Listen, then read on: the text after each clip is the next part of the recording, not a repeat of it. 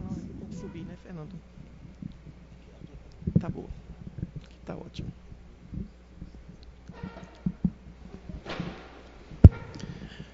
Meus irmãos, muita paz a todos. Eu gostaria de, antes de iniciar a nossa reflexão da noite, de convidar o nosso amigo e benfeitor de Jataí, o seu Moisés, que está aqui com a sua família, Dona Zenaide, Dona Sandra, para que pudesse nos deixar uma mensagem de Natal. Seu Moisés, que tem feito um trabalho durante muitos anos em Jataí, desde a sua juventude física aos 20 anos, quando ele ajudava, socorria e orientava tantas pessoas, tantos necessitados daquela cidade e daquela região. Então gostaria, Sr. Moisés, que o Senhor nos deixasse uma mensagem de Natal, que a sua presença aqui, da Dona Zenaide, são presenças, verdadeiro presente de Natal, como também aqui do seu Marcílio, que lançou o seu livro há poucos dias, completando os 80 anos, que são verdadeiros presentes de Natal, que nos consolam nesses dias em que nós estamos sentindo a falta da Dona Maria Antonieta, com a sua desencarnação. Hoje também soubemos da desencarnação da Dona Maria Isabel, Dona Beli, a mãe do nosso confrade Mário Lúcio Sobrosa. Então, nesses dias em que nós experimentamos a dor da saudade, também experimentamos a alegria da presença desses benfeitores que Jesus nos coloca pelo caminho, nos deixando a mensagem de que Ele não nos deixaria órfãos. Então, Sr. Moisés, gostaria de passar a palavra ao Senhor.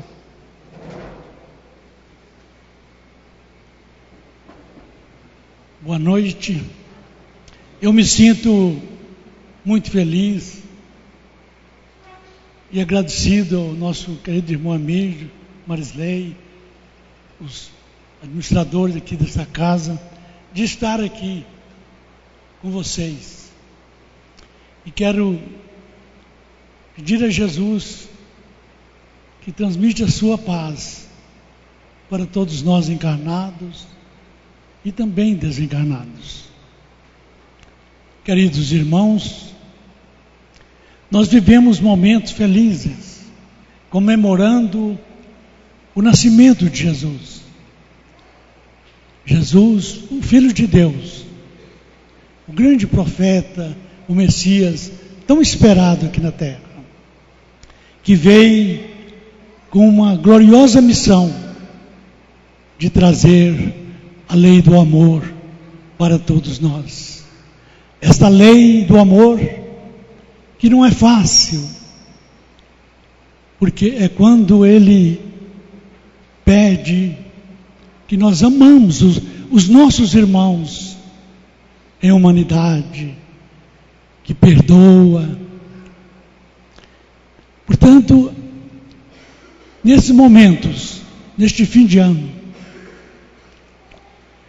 que nós possamos fazer a nossa reflexão, pensar como eu tenho vivido, como eu tenho valorizado a minha existência, a minha encarnação, o meu lar, a minha família, porque nós vemos que para nós encarnarmos, nós dependemos de muita coisa, do lar, de uma família, de professores.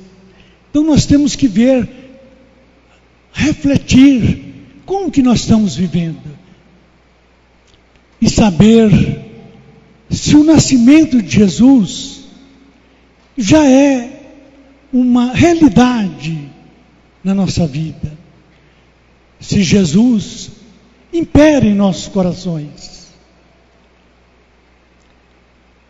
Eu quero ser rápido, mas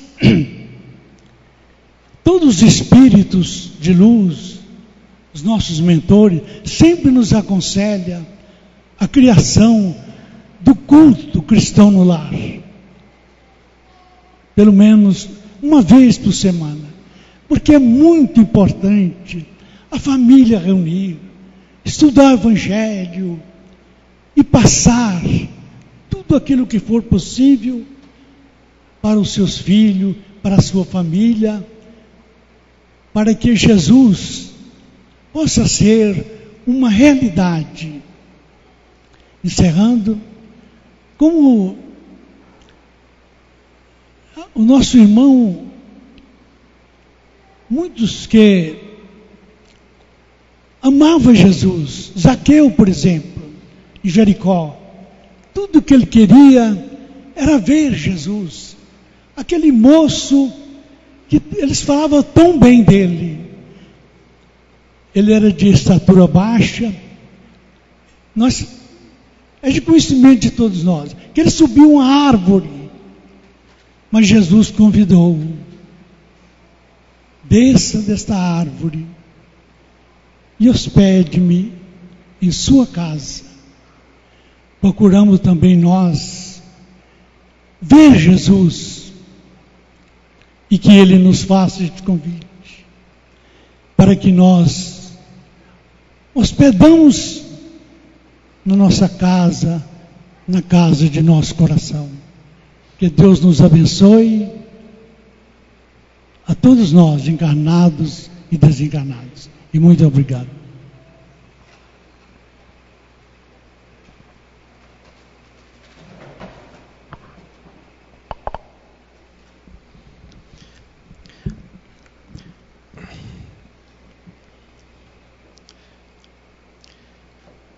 O processo evolutivo da humanidade terrestre representa um padrão para os planetas, para os mundos a caminho da regeneração. Observando as mudanças de clima, de comportamento, de cultura, de pensamento religioso, filosófico, científico, começamos a entender que a humanidade, em seu processo de evolução intelectual e moral, conforme o pensamento de Allan Kardec, passa por ciclos de evolução. A vinda de Jesus ao planeta Terra, no momento cultural em que Roma dominava o mundo ocidental, predominando o pensamento jurídico de um direito voltado à família, e como foi importante o conselho do Senhor Moisés nos falando da importância do culto do Evangelho no lar, observando ainda que a vinda de um pensamento restaurador das mudanças culturais da humanidade, fazendo com que o senhor e o escravo pudessem entender a realidade do pensamento de que todos nós somos iguais perante todas as leis de Deus, é evidente que o Natal de Jesus foi um convite também, não apenas a uma mudança cultural, mas a uma estrutura pelo caminho da evolução do homem no planeta Terra. Observando ainda outros pensadores que vieram antes dele, como Sócrates, Aristóteles, Platão, Pitágoras e outros ainda, na mensagem de Akenaton, de Moisés, do pensamento monoteísta de Abraão, revigorado por Isaac e Jacó, nós consideramos então que esse marco da humanidade, conforme Ernest Renan, membro da Academia Francesa de Letras, que diz que a humanidade terrestre tem dois momentos, antes de Jesus e depois de Jesus. E Ernest Renan ainda acrescentaria: Jesus foi tão grande que ele não coube na história. Foi maior do que a história da humanidade terrena. Mas Jesus pode ser observado, pode ser admirado e estudado dentro de 3 aspectos: o Jesus mestre, o Jesus sacerdote e o Jesus rei. O Jesus mestre, ele consolou, esclareceu, desenvolveu um pensamento educativo para a humanidade. O Jesus sacerdote foi o Jesus libertador, aquele que veio para apontar o caminho da verdadeira religião, como sendo o religar a criatura do Criador. Mas o Jesus rei foi o Jesus que mais incomodou, porque o rei, a figura majestática de Jesus, nos chama a um outro tipo de pensamento religioso. Enquanto o mestre nos esclarece e o sacerdote nos ensina a orar, o Jesus rei nos coloca diante do Todo-Poderoso Deus para que ele verdadeiramente seja idolatrado, venerado, amado, sentido em todas as nossas paixões, com todo o nosso conhecimento, com todo o nosso espírito. Esse Jesus rei foi perseguido e ainda continua sendo perseguido.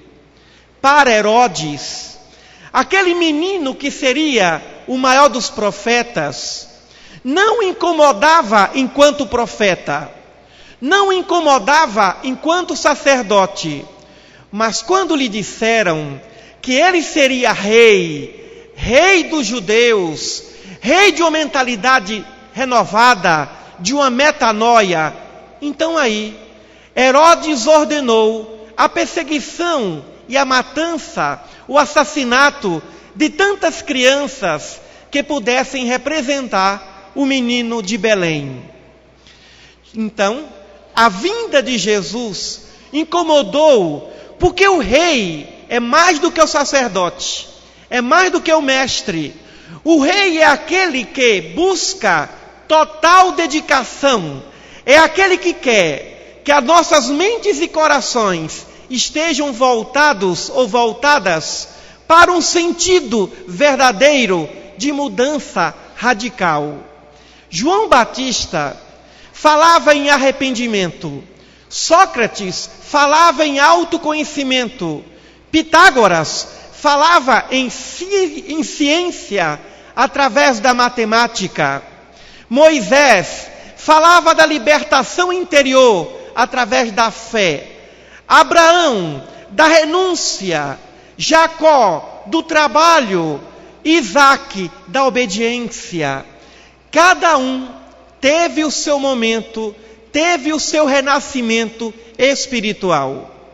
Essa semana, o nobre escritor Javier Godinho, em suas colunas no Jornal Diário da Manhã, nos trouxe a lembrança de uma mensagem de Chico Xavier. A mensagem em que, através de sua psicografia, Emmanuel nos fala a respeito do Natal de Jesus.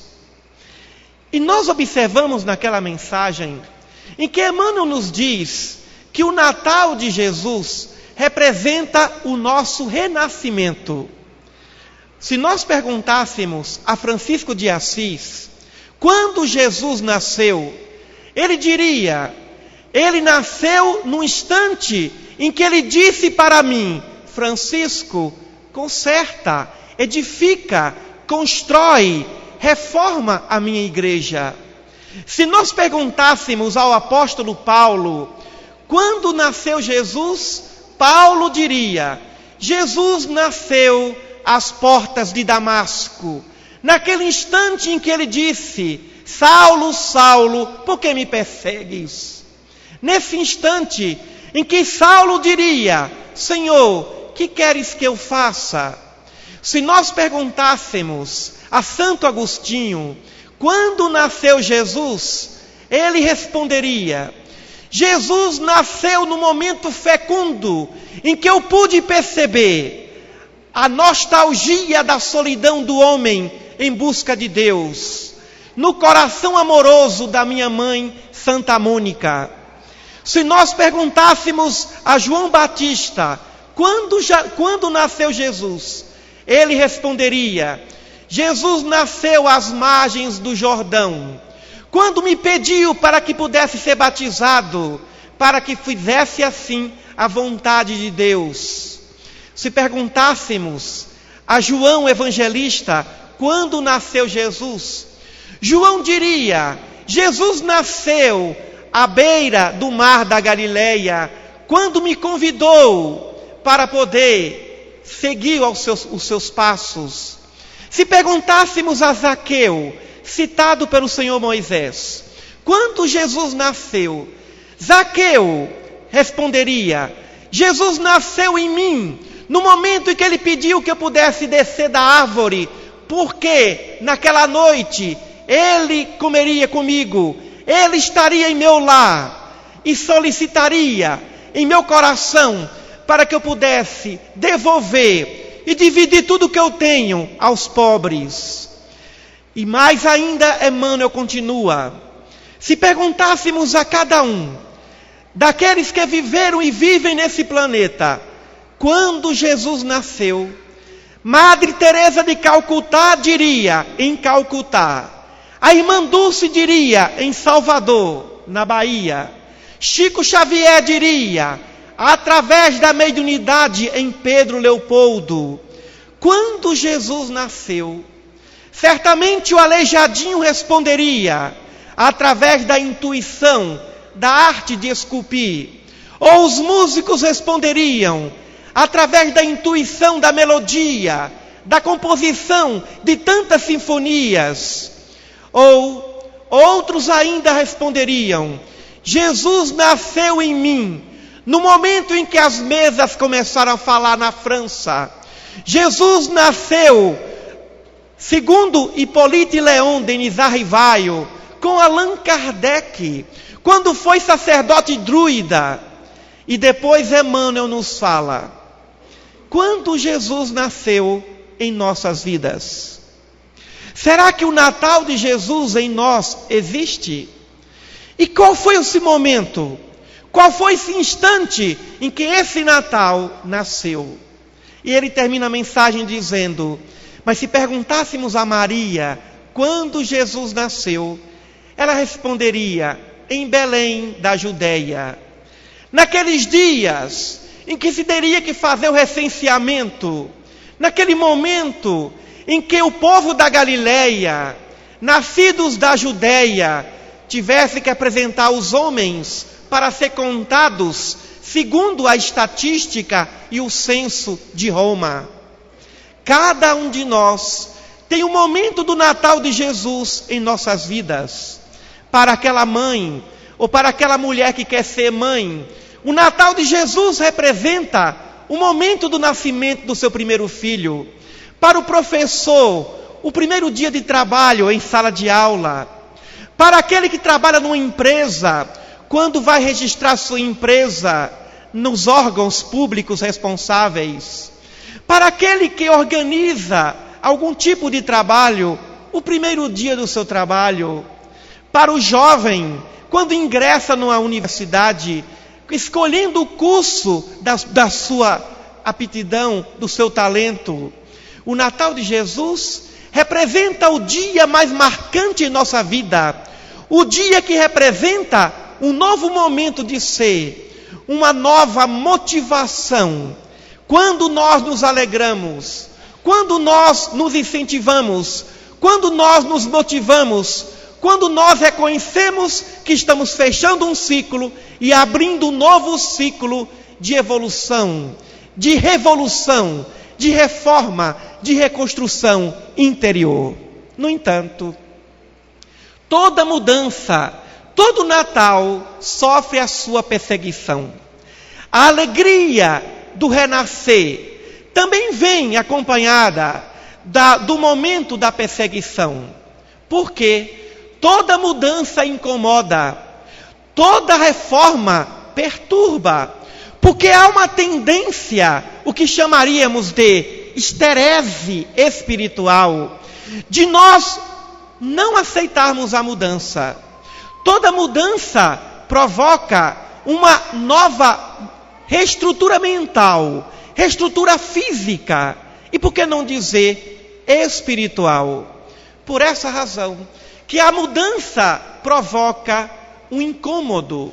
Não é fácil mudar. Existe uma coisa que se chama zona de conforto. A zona de conforto, já falamos aqui antes, é aquele instante em que nós não queremos mais mudar e pensamos, já é tarde de mudar. Isso é para o jovem, isso é para a criança.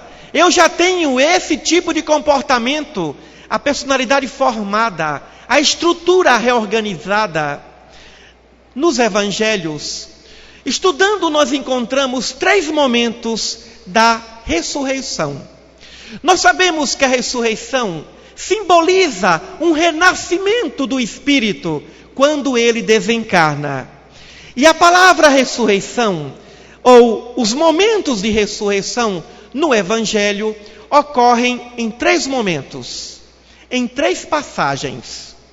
A primeira passagem é quando um homem que era o chefe da sinagoga em Cafarnaum chega a Jesus e diz: Senhor, visita a minha casa, porque a minha filha está à morte.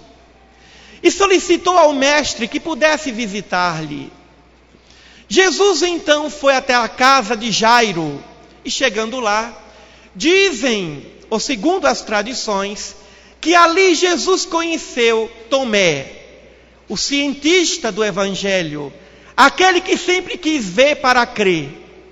E naquele instante, quando Jesus se adentra, vai até o quarto da menina, e ali, ele que havia dito que a menina não havia morrido, que apenas dormia, se aproxima junto a Tiago, Pedro e João, e os pais da menina, e diz para a menina: Talita cum, ou Talitá cume, criança, acorda. No mesmo instante, a menina acordou. E Jesus solicitou que pudesse dar algum alimento àquela criança. É o momento, ou é o primeiro instante da ressurreição do Evangelho. O segundo fato não acontece com uma criança, com a menina, acontece com um jovem. Era a menina a filha única de Jairo, e o jovem, o filho único de uma mulher que era viúva da cidade de Naim. Jesus dirigia-se com seus discípulos até aquela cidade. E saía um cortejo fúnebre dos portões da cidade com grande multidão. E ele se aproximou da mulher, que parecia ser a mãe daquele que estava sendo carregado. Mulher, por que choras? Choro porque o meu único filho morreu. Ele não morreu. E Jesus disse àquele corpo estendido: rapaz, levanta. E para o assombro de milhares de pessoas que ali se encontravam, o rapaz se levantou. O segundo momento. Muito tempo depois, Jesus estava pelas cercanias de Betânia, na Judéia, quando recebeu a mensagem de Marta e de Maria, filhas de Simão da Judéia. Senhor, Marta e Maria enviam-lhe uma missiva. O seu irmão, Lázaro, está muito doente e elas solicitam-lhe a presença. Jesus, então, um dia depois, chega até Betânia, naquela cidade em que ele estava acostumado a ir, ficava a 10 quilômetros de Jerusalém, aquela família que ele era muito particularmente amada. E quando recebeu a visita de Jesus, Maria e Marta disseram-lhe: Senhor, agora é tarde, porque Lázaro morreu há 3 dias. Jesus disse: Lázaro não morreu, Lázaro dorme. Onde ele foi sepultado?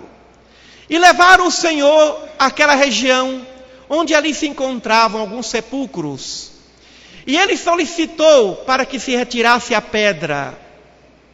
E disse em voz alta, entre lágrimas, depois de orar a Deus e chamá-lo de paizinho: Lázaro, vem para fora. Depois de alguns instantes, Lázaro sai do sepulcro, enfaixado, para o espanto de todos. Lázaro era o único varão da família, o único homem, o único filho de Simão, de Betânia. Então, irmãos, vejamos, são 3 momentos. O primeiro momento ocorre com a menina, que ainda se encontrava em seu quarto, ainda se encontrava em sua casa. O segundo momento, a caminho do cemitério, a caminho do sepulcro, com um jovem. E o terceiro momento, o corpo já estava sepultado, um adulto, Lázaro, que era um adulto. No primeiro momento, Jesus diz: menina, acorda. No segundo momento, Jesus diz: rapaz, levanta. E no terceiro momento, Jesus diz: Lázaro, vem para fora. Jesus não foi até o sepulcro. Jesus não disse: Lázaro, acorda. Jesus não disse: Lázaro, levanta. E sim: Lázaro, vem para fora. O que significa isso?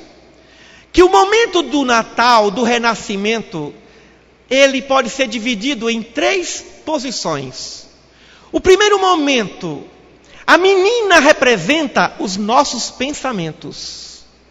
A menina não estava sepultada. A menina não estava a caminho do sepulcro. A menina estava dentro de casa, no seu quarto. Ou seja, os nossos pensamentos encontram-se em nossa casa mental. Encontram-se em nosso templo íntimo. É o momento do sentimento, do pensamento. E para quem cultiva um pensamento negativo, para quem cultiva mágoas e ressentimentos, para quem cultiva na intimidade da casa mental, Jesus diz em seu Natal: acorda. Menina, acorda. Espírito, acorde. Ou seja, saia desse momento letárgico, nesse momento de morte espiritual, nesse instante em que os pensamentos estão sombrios. Quando se pensa de forma negativa, quando se sente de forma negativa, estamos mortos. Mortos pelo pensamento, mortos pelo sentimento. E o Natal vem dizendo: acorda. E o que simboliza o trajeto da casa até o sepulcro, que é o segundo momento? Simboliza a ação.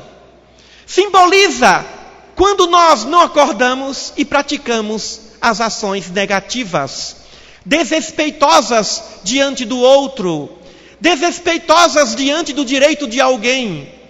Nesse instante em que falhamos em nossas atitudes, não é apenas agora o pensamento, mas se trata da ação.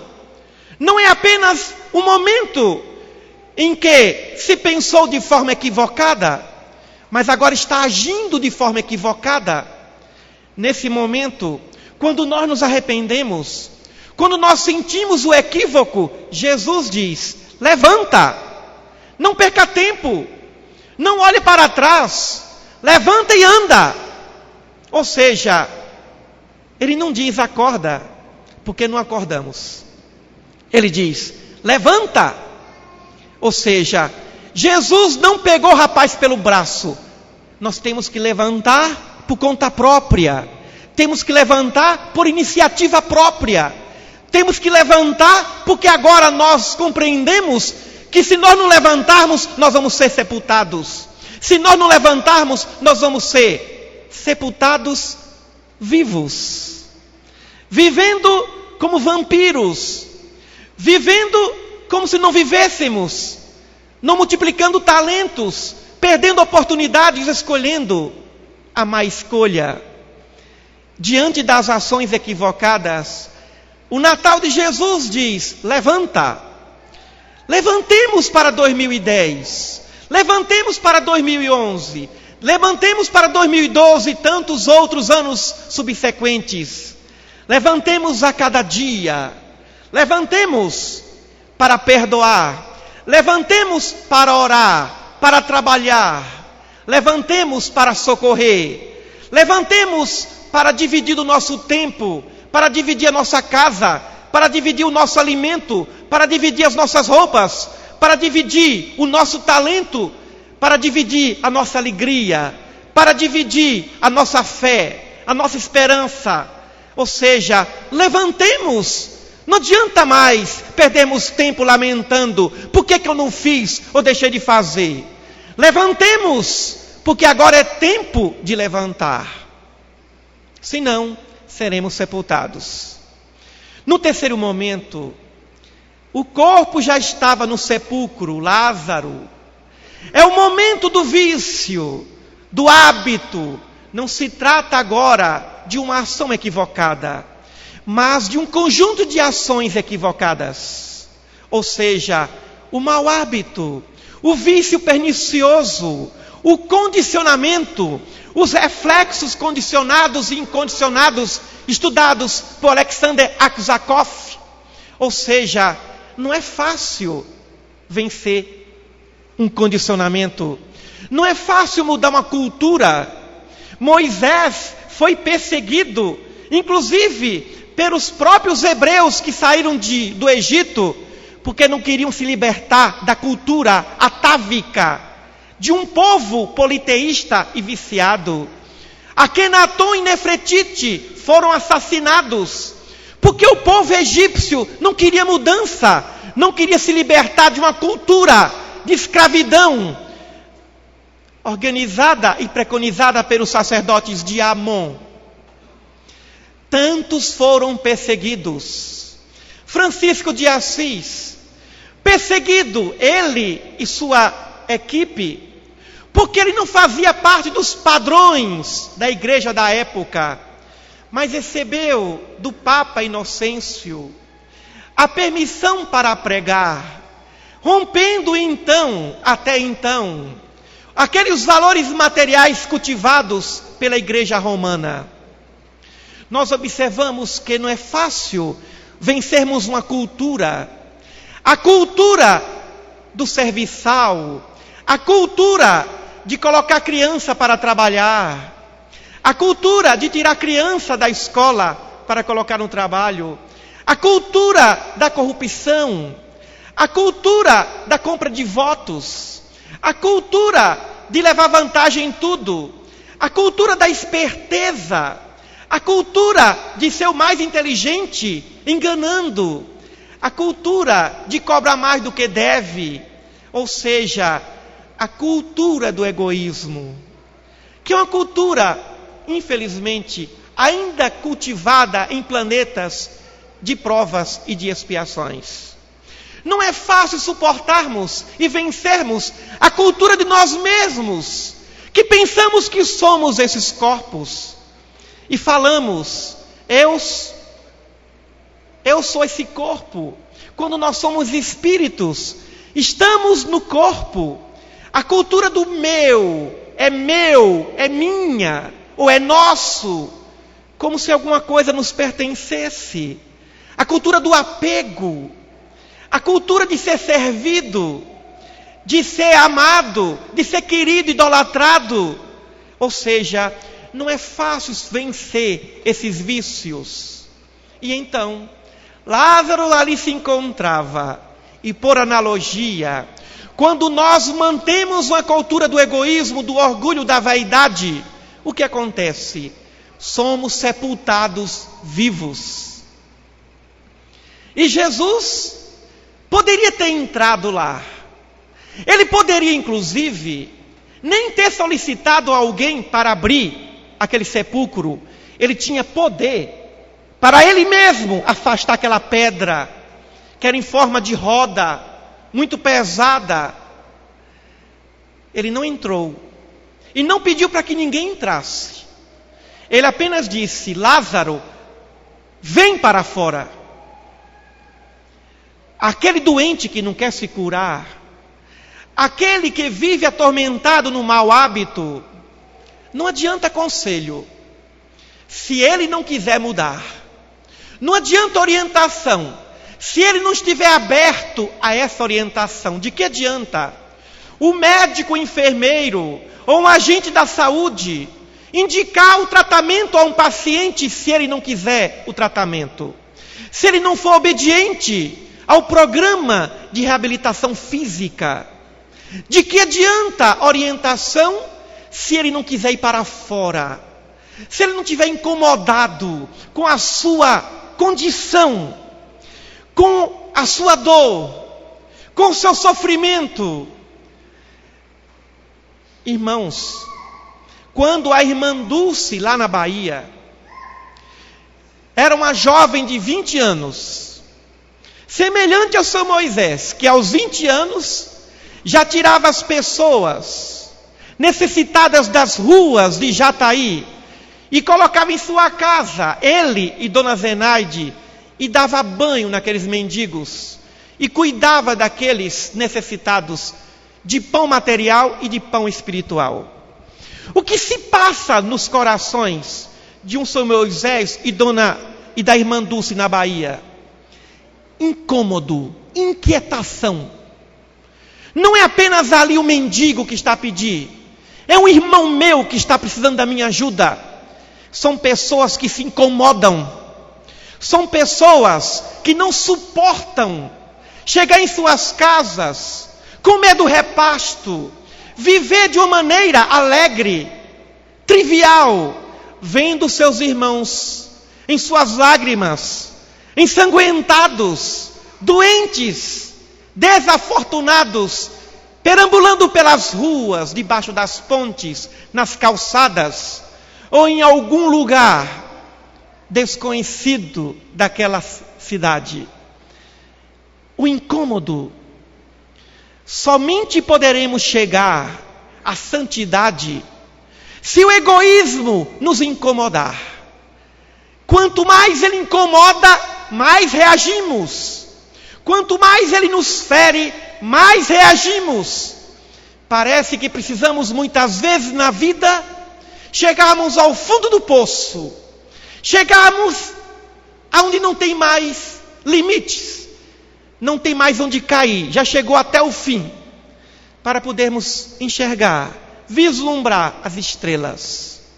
Muitas vezes a misericórdia divina nos permite que falhemos, que erremos, que pratiquemos delitos, para que nós, diante das sombras do remorso, diante das lágrimas de sofrimento, possamos valorizar as blandícias de uma consciência que cumpre o seu dever dia a dia. Portanto, o Natal de Jesus é um momento de renascimento em nossa casa mental, em nossa conduta, em nossos hábitos. Comecemos com as crianças. É mais fácil modificar uma criança do que um jovem. Modificar um jovem do que um adulto. É mais fácil modificar um pensamento negativo do que uma atitude. E modificarmos uma atitude do que um hábito. Mas nós temos que trabalhar com os nossos pensamentos, com as nossas ações e com os nossos hábitos. A batalha diante dos hábitos é a mais difícil, porque nós temos que sair dos sepulcros de tantos séculos, dos sepulcros de tantos e tantos milênios, do cultivo de uma cultura ao egoísmo, a ser servido, a ser ajudado, a ser socorrido, e não o inverso. Por que Jesus nasceu? Quando Jesus nascerá, plenamente em cada um de nós. E se perguntássemos aqui, aos nossos irmãos e amados espíritas, quando Jesus nasceu, é evidente que nós diríamos, no momento em que eu me tornei espírita. Mas quando Jesus deve nascer sempre, é quando essa semente maravilhosa, que é a doutrina espírita, for tomando conta dos nossos pensamentos, das nossas palavras, dos nossos silêncios, como disse a minha querida Marisley, do nosso hábito. Quando a disciplina for uma atitude natural e não artificial, Jesus deve nascer todos os dias. A porta de Damasco, as blandícias de Assis, o momento íntimo do Natal deve ser permanente, dia a dia. Ele deve nascer em nossos corações, em nossos hábitos, em nossos pensamentos e sentimentos, todos os dias das nossas vidas. E então, quando chegarmos do lado de lá, e que alguém perguntar, quando nasceu Jesus? Nós vamos responder, na minha última encarnação, no planeta Terra. Meus irmãos, que o nosso Mestre esteja entre nós, que a vida de Jesus, que a Belém da Judéia, renasça em cada um de nós. Não nos preocupemos com as perseguições dos Herodes da vida. Não temos mais Herodes, a não ser a nós mesmos. Não tenhamos medo de verdadeiramente sermos melhores, de construir o nosso caminho. José, Maria, mesmo não encontrando uma pensão, um lugar, não tiveram a arrogância de negar e com humildade entraram na casa dos animais, numa caverna, e com maior humildade ainda, colocaram o Filho de Deus, o grande Messias, o profeta dentre os profetas, o Salvador, dentro de um lugar em que era destinado a colocar o alimento para os animais. E os primeiros visitantes de Jesus foram os animais. Depois, os pastores, os condutores de animais. Um ano depois, diferente da nossa tradição, o menino recebeu ouro, incenso e mirra. Incenso para o sacerdote, mirra para o filho do homem e ouro para o rei. Temos que amar Jesus como nosso mestre. Temos que amar Jesus como nosso sacerdote. Mas nós temos que obedecer Jesus como nosso rei. Ele mesmo disse, o meu reino ainda não é desse mundo. Porque ele é rei, majestade em sua glória. Enquanto servimos Jesus como mestre, ninguém nos perseguirá. Enquanto servirmos Jesus como sacerdote, ninguém nos perseguirá. Agora, cuidado. Quando começarmos a servir Jesus como rei, aí a perseguição virá. Aí temos que estar preparados para carregar a cruz, para o sacrifício, para o sofrimento, para a ingratidão, para a injustiça, porque servir Jesus como rei significa dar a nossa vida a Ele. E esse é o verdadeiro sentido do Natal. Servir a Jesus, dar a nossa vida para Ele, dar os nossos minutos para Ele, dar os nossos dias para Ele, dar todo o nosso tesouro para Ele, dar o nosso ouro para Ele, dar tudo que temos para Ele, porque somente assim aprenderemos a servir a Deus. Muita paz e que Ele nos abençoe agora e sempre.